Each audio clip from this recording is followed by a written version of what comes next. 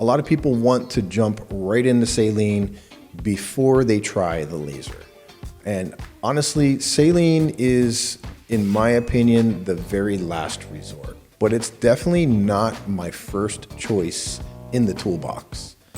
Welcome back to the Faded Podcast. This episode is for people who are considering saline tattoo removal. And most people who are getting saline removal are getting it for permanent makeup, whether it's brows, freckles, or lip blush removal. So let's talk about the reasons why you would choose to go with saline removal over laser removal. But before we jump into when saline removal is a good option, let's talk about how it works. So how does saline removal actually work? It's pretty simple. You take a tattoo machine with a needle and you dip that needle into saline water. They call it hypertonic saline water, I believe. And that just means it's extra salty, I think. Hey, Claude, how's it going? Hey, Billy, I'm doing well. What do you need? I was just wondering, what is hypertonic saline solution compared to regular saline solution? Good question. Regular saline is basically salt water at the same concentration as your body's natural fluids. It's isotonic, meaning it's balanced. Hypertonic saline has a much higher salt concentration than your body's fluids. That higher concentration creates the osmotic effect we talked about earlier. It draws fluid out of the surrounding tissue, which is what pulls the pigment particles toward the surface. That's why hypertonic saline is used for removal rather than regular saline. Well, there you have it right there. Instead of regular saline, we're going to use hypertonic saline. Hypertonic saline solution is extra salty. So what you're doing is you're taking salt water and you're tattooing it into your skin. And when you tattoo that salt water into your skin, the salt will draw that liquid and draw that pigment towards the salt. And they say that it binds with the pigment. I'm not really sure if that's exactly what happens, to be completely honest, but that's what they say. They say that the salt binds with the pigment, and then your body rejects that salt and pushes out the salt along with the pigment that has bound to it. That's how saline removal works. Now, it's not the most pleasant treatment. When you get saline removal, you have to think about it. You're tattooing salt into your wound, into your skin, and your body doesn't like that. So it's going to react. You're going to have irritation, some soreness for sure. In some cases, you may scab. It's not all created equally. Some people perform saline and they go very gently, and other people go too strong and they just overwork the skin. And some people do it just perfectly, right in the middle. But not all saline is done equally. You know, talent does vary from technician to technician. So keep that in mind if you are looking for somebody to do saline. But let's talk about why and when you would choose saline over laser tattoo removal. The number one reason why we have people coming in to get saline removal is because they've tried laser and the laser broke down some of the pigment, but it wasn't able to get rid of all of the pigment. So when you're stuck with some pigment and you can't get rid of all of it, especially when it's a bright color like yellow, and we see that quite often in eyebrows and in other permanent makeup like freckles, and sometimes we see it in lip blush where there's white pigment tattooed into the lips, because that's how you make pink. You mix red and white and there you have pink. So when you're trying to remove those types of colors and the laser doesn't work, the pigment's not responding, that's when most people choose to go the saline route. When you've tried doing laser removal and it just didn't work, that's when you have to look for alternative solutions. And unfortunately, saline is the only other option at that time. So if you've started doing laser and the laser didn't get all the pigment out, then that's a great time to transition into saline removal. So another reason why people choose to go with saline over laser is because of a medical condition that they may have that prevents them from doing laser. So if you're not a candidate to get laser tattoo removal, then the only other option would be to try saline. So some of the reasons why people can't get laser is because maybe they're on a photosensitive medication. Accutane is a big one. If you've taken Accutane in the past 6 months, you should not get laser treatment. Another one we've seen, and it's not super common, but this one is pretty intense, is gold injections. Sometimes people get gold injections for rheumatoid arthritis. And if you've had gold injections, even if it was years ago, then laser tattoo removal is not an option. So sometimes people have photosensitive medications that they're taking, and they're just not a good candidate for laser. In other cases, and this kind of falls under the medical conditions, maybe you have such dark skin tone that the laser, especially the certain wavelength that we need to target the color that's in your skin, is not going to work with your skin tone. If you have a lot of melanin in your skin, if you're Fitzpatrick 5 or 6, and you have red pigment that you're trying to get out, there's a very good chance that laser's not the best option for you. And in some cases, we do target red in Fitzpatrick 5, but we have to be very, very careful with that. We have used the 532 wavelength on Fitzpatrick 5, and we've been successful with it.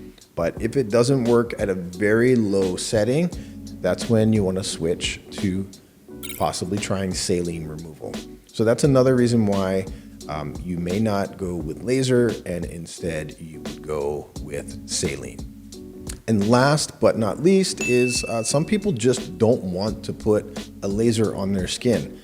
There are a lot of people out there who are fearful of the laser. They just get nervous when they think about laser on their skin.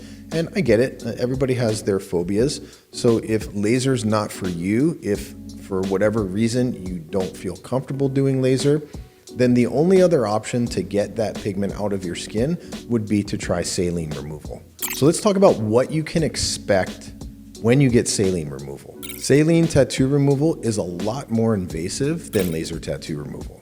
If the laser's done correctly, it's not going to damage your skin. You're not going to have blisters and bleed and have oozing skin.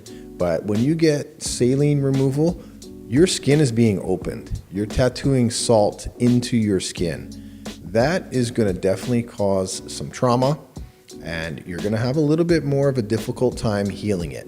You have a much higher chance of getting an infection when you get saline removal as opposed to getting laser removal.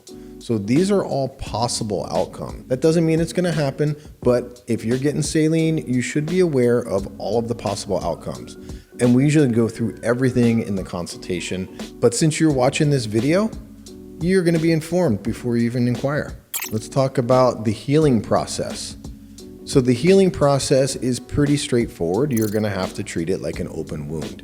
You don't want to soak it. You don't want to go into jacuzzis or saunas or do hot yoga, anything like that for a little bit. You want to baby it. You want to treat it like an open wound, and you want it to heal without any complications whatsoever. It could take a week, it could take 2 weeks, depending on your body. And it also depends on how aggressively the saline is applied into your skin. So if you go super aggressively, you're going to have more of a difficult healing process.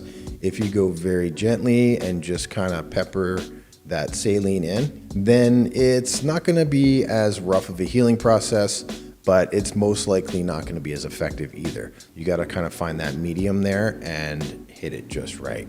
So everybody's skin's a little different. The healing process, you should expect to have an open wound, and you will be taking care of it kind of like when you got tattooed.